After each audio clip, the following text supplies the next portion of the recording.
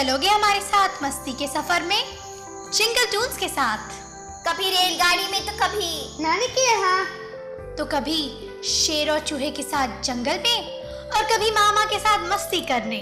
Ice cream खाएंगे, नंदी बैल से सवाल पूछेंगे। तो चलो फिर हमारे साथ जिंगल टून्स की धूम चली रेलगाड़ी। आपको खुश करने वाली कहानियाँ और कार्टून्स आज ही ले आइए आपकी मनपसंद जिंगल टून्स।